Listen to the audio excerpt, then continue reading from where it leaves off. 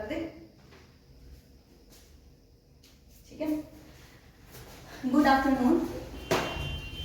आज हम हिस्ट्री का अगला टॉपिक पढ़ेंगे जिसका नाम है हुमायूं, ठीक है। इससे पहले हम थोड़ा सा पिछला देख लेते हैं, क्योंकि हमारी जो हिस्ट्री है वो एक दूसरे से जुड़ी हुई है, ठीक है। एक चेन सिस्टम है। हम जब तक पिछले वाला रिवाइज नहीं करेंगे आपको अगले वाला याद नहीं रहेगा। देखो, तो हमने कल पढ़ा था बाबर, ठीक है। तो बाबर की जो डेथ थी वो कब हुई थी, मार्क कर देना, 1530 में। अब डेथ कैसे हुई थी बाबर की, कि कहते हैं कि उसके जीवन काल में, बाबर के जीवन काल में उसके एक बेटे हुमायूं को कोई रोग लग गया था, ठीक है। और उसको सलाह दी गई थी बाबर को कि आपको अपनी सबसे कीमती चीज जो है वो दान करनी पड़ेगी, तब जाके हुमायूं ठीक होगा। तो बाबर ने सोचा मेरी जिंदगी से ज्यादा बहुमूल्य चीज तो मेरे लिए कोई हो ही नहीं सकती है। तो कहते हैं कि जहां पे हुमायूं लेटा हुआ था पलंग पर, उसके तीनों और उसके चारों ओर उसने 3 चक्कर लगाए और कहा कि उसका रोग मुझे लग जाए। क्या बोला कि उसका रोग मुझे लग जाए और उसका बेटा जो ठीक हो जाए। और वैसा ही हुआ, जो बीमारी हुमायूं को थी वो उसको लग गई और बाबर उस बीमारी से मर गया, ठीक है। तो 1530 में जो थी वो बाबर की डेथ हो चुकी थी। अब जो हम पढ़ेंगे इसके बेटे का कार्यकाल, ठीक है। तो देखो, 1530 से लेकर 1556 तक हुमायूं का कार्यकाल, लेकिन ये 2 भागों में डिवाइड है। 1530 से लेकर 1545 तक प्रथम चरण, उसके बाद 1555 से लेकर 1556 तक दूसरा काल। क्यों? क्योंकि बीच में एक आया था सूरिया सूरवंश, ठीक है। सूरिया सूरवंश, जिसका संस्थापक कौन था? शेरशाह सूरी, ठीक है। क्लियर होगी? ये हुमायूं पढ़ने के बाद हम इसको पढ़ेंगे, ठीक है। तो 2 चरणों में जो हम हुमायूं का जो है वो टाइम पीरियड जो कार्यकाल जो उसको पढ़ते हैं, ठीक है। तो हुमायूं के बारे में बेसिक का थोड़ा सा नॉलेज ले लेते हैं। देखो, ये 1530 में जो था मुगल साम्राज्य का शासक बना, ठीक है। और उसने क्या किया, उसके और भाई से मैंने बताया था बाबर के कितने बेटे थे? 4। याद है कौन कौन? एक हुमायूं, कामरान, हिंदाल और अस्करी। तो देखो, जब बाबर की डेथ हुई तो हुमायूं बड़ा था, तो उसने क्या किया कि अपना जो उसके फादर से, उसके पिता से जो साम्राज्य मिला था वो अपने भाइयों में बांट दिया। आप इतिहास में पहली बार देख रहे हो कि आपने इंडस वैली सिविलाइजेशन से लेकर आगे तक पढ़ा था, तो उसमें क्या होता था कि साम्राज्य के लिए लड़ाइयां होती थी, लेकिन ये मूर्ख जिसने क्या किया, अपने साम्राज्य को जो था भाइयों में बांट दिया। और आगे जाकर इसके लिए सबसे बड़ी भूल साबित हुई, क्योंकि ये वही भाई थे जिन्होंने हुमायूं का कभी भी साथ नहीं दिया था। जब उसे देश छोड़ के जाना पड़ा ईरान, तब भी किसी ने उसका साथ नहीं दिया, ठीक है। तो देखो, उसने कामरान को क्या दे दिया? काबुल और कांधार, ठीक है। और अस्करी को दे दिया रुहेलखंड, और इसको दे दिया मेवात। यानी कि उसने अपने शुरुआत के दिनों में ही अपने पांव पर खुद कुल्हाड़ी मार दी। क्यों? क्योंकि उसने साम्राज्य को इन भाइयों में जो था वो बांट दिया था। क्लियर हुई चीज? अब देखो, सबसे पहले हम बात करते हैं कि उसका अफगानों के साथ, सबसे पहले जो अफगान थे, आपको पता है अफगान कौन? अफगानों के साथ उसका सबसे पहले जो था वो विद्रोह हुआ, ठीक है, 1531 में, ठीक है। अब देखो, उसने कालिंजर पर अधिकार किया और वो पूरब की ओर बढ़ा, और वहां पे उस टाइम पे कौन था? महमूद लोदी। कौन था? महमूद लोदी, इब्राहिम लोदी का भाई। कौन था? महमूद लोदी, जौनपुर में, ठीक है। तो उसने क्या किया, हुमायूं ने उसे लखनऊ के समीप जौनपुर में हराया और वहीं जौनपुर पे कब्जा कर लिया। पहली विजय क्या होगी? पहला जो अभियान था उसका सफल हो गया। उसने अफगानों को हराकर जो था वो पहले उसने कालिंजर पर अधिकार कर लिया, उसके बाद उसने जौनपुर पर अधिकार कर लिया। अब सेकंड पढ़ते हैं हम बहादुर शाह, ये बहादुर शाह जफर नहीं है, ठीक है, बहादुर शाह। ये कौन था? गुजरात का शासक था, ठीक है। अब ये बहादुर शाह जो था वो बहुत ही महत्वाकांक्षी शासक था, और वही क्या मैंने कल भी पढ़ाया था, कोई भी शासक अपने साम्राज्य का विस्तार करना चाहता है, और ये क्या करना चाहता था कि ये मुगलों को भारत से निकालना चाहता था। क्या करना चाहता था? मुगलों को भारत से निकालना चाहता था और अपने साम्राज्य का विस्तार करना चाहता था। क्लियर हो गई? अब इसने, जब हुमायूं इसके विरुद्ध खड़ा हुआ, किसके? बहादुर शाह के विरुद्ध जब खड़ा हुआ हुमायूं, तो हुआ क्या? उस टाइम पे बहादुर शाह जो था वो चित्तौड़ का किला घेरे हुआ था, क्योंकि राजा फ्री तो बैठते नहीं है, अपने साम्राज्य को बढ़ाने के लिए कभी कहीं आक्रमण करते हैं, कभी क्या साजिशें करते हैं, कभी क्या साजिशें करते हैं। तो उस टाइम इसने क्या किया था? चित्तौड़गढ़ का जो किला था उसको घेर के ये बैठा था, जब हुमायूं ने इसके विरुद्ध जो था विद्रोह कर दिया था, ठीक है। तो उसने कहां पे? वो चित्तौड़ में था। और देखो हुमायूं इतना मूर्ख तकरारी था कि उसने क्या किया, देखो जब ये चित्तौड़ को घेरे हुआ था तो यहाँ की चित्तौड़ की एक रानी थी, मैंने बताया था जब मैंने बहुत ही सुंदर महिलाओं का वर्णन किया था, तो इनका नाम भी आया था, पद्मावती नहीं था, कर्णावती, या कहीं पे कर्णवती भी लिखा है। चित्तौड़ की रानी पद्मावती कहाँ थी? कहाँ की थी? अलाउद्दीन खिलजी के समय में। हाँ, अलाउद्दीन खिलजी के समय में थी, रतन सिंह की जो थी बीवी थी, पत्नी थी, ठीक है। अब देखो जो कर्णावती थी, इसने हुमायूं को राखी भेजकर क्या किया? उसने हुमायूं को राखी भेजकर क्या किया कि बहादुर शाह के खिलाफ एक भाई की तरह उससे मदद मांगी, लेकिन हुमायूं कान का कच्चा था, ठीक है, और उसने बहादुर शाह के बहकावे में आकर रानी की मदद नहीं की, और इसका परिणाम क्या हुआ? इसका बहादुर शाह का चित्तौड़ पे अधिकार हो गया। अगर हुमायूं चाहता तो उसकी हेल्प करके चित्तौड़ पर अपना अधिकार कर सकता था, लेकिन उसने रानी की मदद नहीं की, और यहाँ पे चित्तौड़ में बहादुर शाह का जो था वो क्या हो गया? अधिकार हो गया। अब देखते हैं आगे। अब यहाँ पे बात सिर्फ यहीं पे नहीं रुकी, अब देखो मंदसौर और मांडू अब जब उसे अपनी गलती का एहसास हुआ हुमायूं को, ठीक है, तो उसने क्या किया कि उस टाइम पे बहादुर शाह मंदसौर में था, तो हुमायूं उसका पीछा करते हुए मंदसौर में पहुंच गया। अब हुमायूं भी चित्तौड़ पर अधिकार करने के बाद आगे बढ़ा, ठीक है, वो मंदसौर पहुंचा तो हुमायूं भी मंदसौर पहुंच गया, वो मांडू पहुंचा तो वो भी मांडू पहुंच गया, हुमायूं भी। उसके बाद हुआ क्या कि चंपानेर, बहादुर शाह भागता भागता चंपानेर पहुंच गया, तो हुमायूं भी चंपानेर पहुंच गया, ठीक है। अब हुमायूं ने किया कि यहाँ पे एक जगह है दीव, ठीक है, और यहाँ पे जाकर उसने पुर्तगाली के पास जो थी वो शरण ले ली। किसने? बहादुर शाह ने, ठीक है। अब बहादुर शाह जो था एक बहुत ही चतुर शासक था, वो इसलिए नहीं भाग रहा था क्योंकि वो इनसे मुगलों से डरता था, वो उनकी जो गतिविधियां थी उन पे नजर रखे हुए था। शेरशाह सूरी ने भी ऐसा ही किया था, ठीक है, कि जब तक खुद को स्ट्रॉन्ग ना कर लो, सेना इकट्ठी ना कर लो, हम हमला नहीं करेंगे। और इसने भी वही किया। ये नहीं था, देखो इसने चित्तौड़ पे क्या करा था, उसको बहला फुसला के उसकी हेल्प करने से मना कर दिया, खुद अधिकार कर लिया, तो वो शरीफ तो होगा नहीं, सीधा साधा तो होगा नहीं, तो बहुत चालाक था और उनकी हर एक हरकतों पे नजर रखे हुआ था। वैसे शेरशाह सूरी भी रखे हुआ था।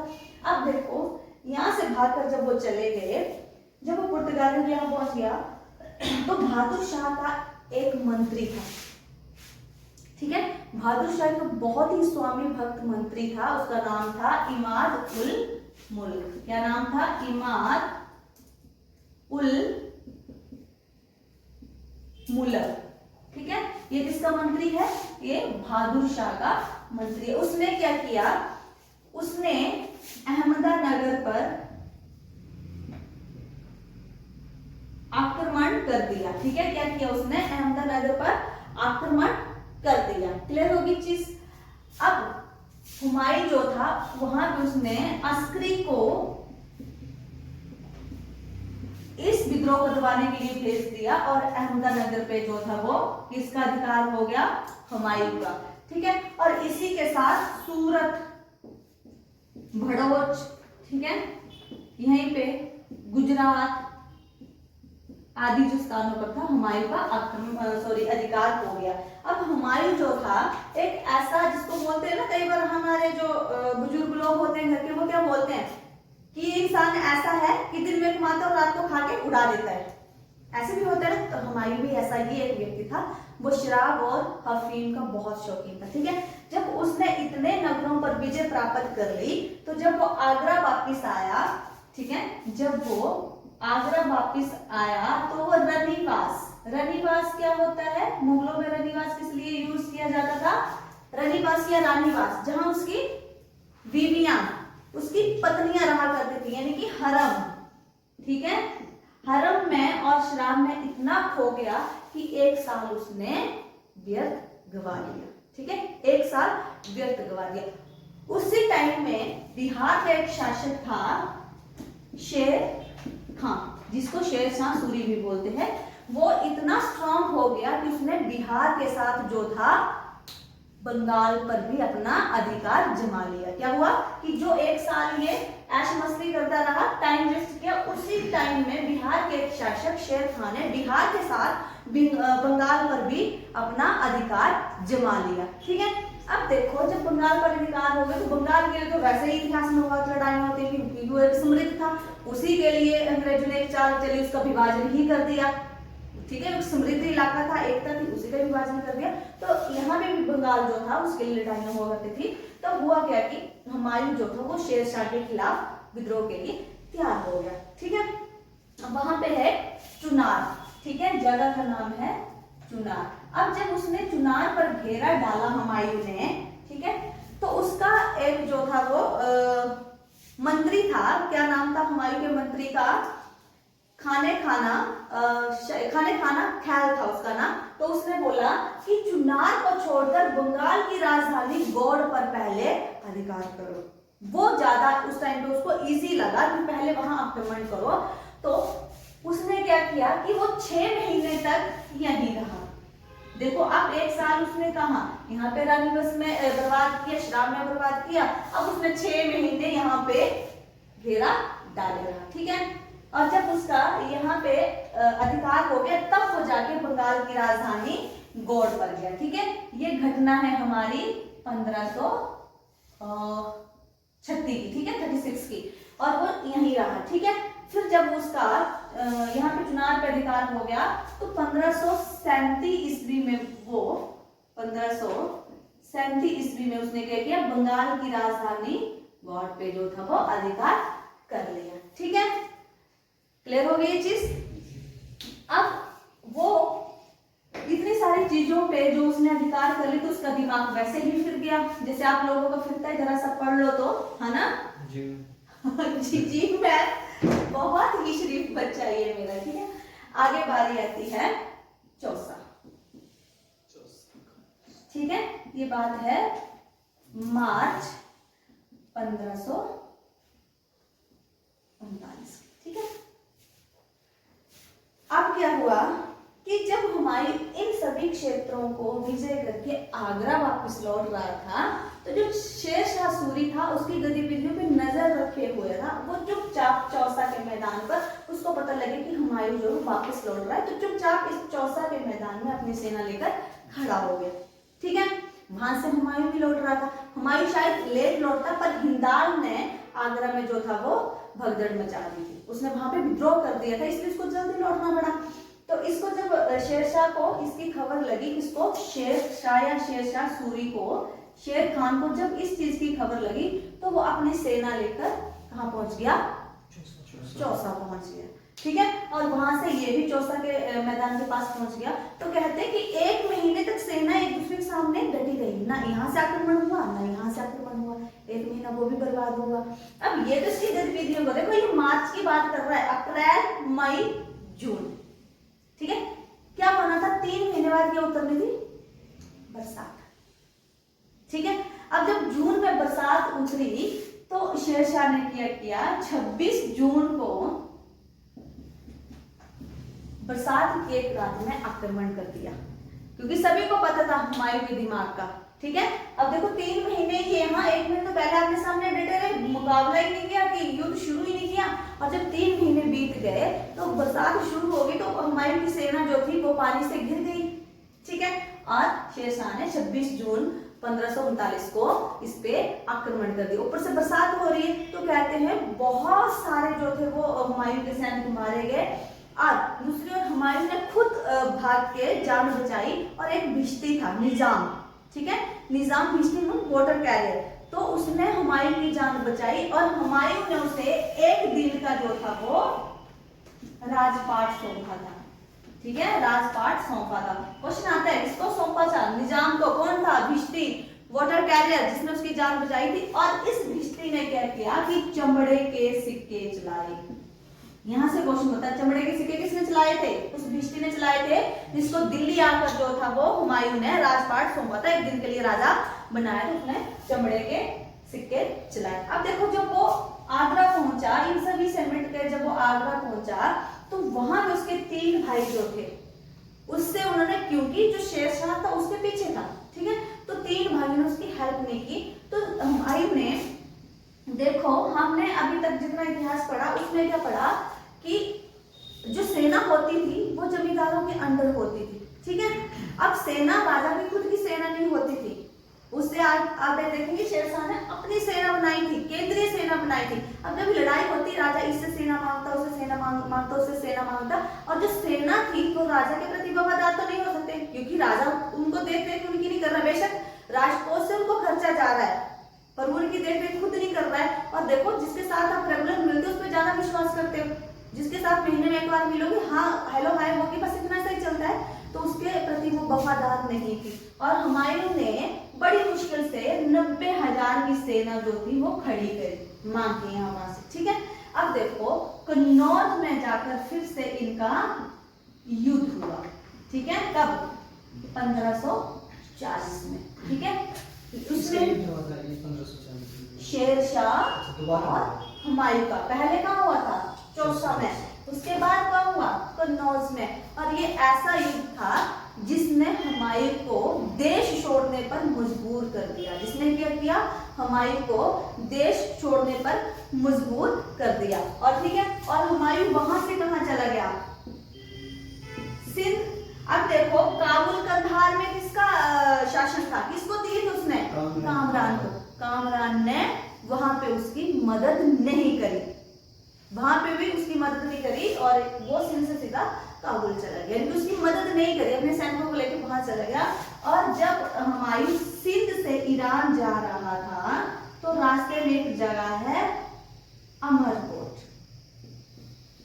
अमरकोट के राणा के यहाँ उस अकबर का जन्म हो जाता है। कितना, 23 नवंबर 1540 को अकबर का जन्म हो जाता है। ठीक है, क्लियर हो गई। और ये जो ईरान का जो शासक था उसका नाम था तिहमासप।